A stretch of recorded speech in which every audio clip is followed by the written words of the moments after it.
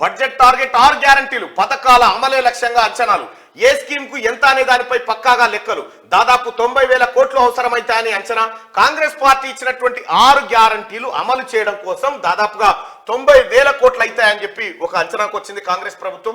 గ్యారంటీలకు నిధుల అంచనా ఎట్లంటే మహాలక్ష్మి పథకానికి 16,000 కోట్లు, రైతు భరోసాకు 29,000 కోట్లు, చేయుతకు 20,000 కోట్లు, ఇందిరమ్మ ఇండ్లు 15,000 కోట్లు, గృహజ్యోతి 10,000 కోట్లు, యువ వికాసానికి 3,000 కోట్ల రూపాయలు అవసరం పడతాయని చెప్పి కాంగ్రెస్ ప్రభుత్వం అంచనాలు వేసింది. ఇక దాదాపు 90,000 కోట్లు అవసరమైతే అని ఈ లెక్కలు తేలితే 6 గ్యారంటీల అమలే లక్ష్యంగా వచ్చే ఆర్థిక సంవత్సరం 2024-25 బడ్జెట్ ను రాష్ట్ర ప్రభుత్వం రెడీ చేస్తున్నది. ప్రతి స్కీమ్ కు తగినన్ని నిధులు కేటాయించేలా పక్కాగా అంచనాలు రూపొందిస్తున్నది.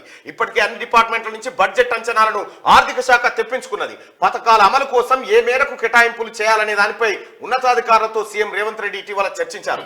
6 గ్యారంటీల అమలుపై ఏర్పాటు చేసిన కేబినెట్ సబ్ కమిటీ కూడా ఎంత మేరకు నిధులు అవసరమైతాయనే దానిపై ఒక అంచనాకు వచ్చింది. ఇప్పటికే ప్రజాపాలనలో వచ్చిన అప్లికేషన్ల డేటా ఎంట్రీ పూర్తి చేసిన ప్రభుత్వం అందులో 5 గ్యారంటీలకు ఎంతమంది అప్లై చేసుకున్నారనే వివరాలను సపరేట్ చేస్తా ఉందట. అయితే కాంగ్రెస్ పార్టీ ఇచ్చినటువంటి 6 గ్యారంటీలను అమలు చేయడానికి 90,000 కోట్ల బడ్జెట్ అవసరం.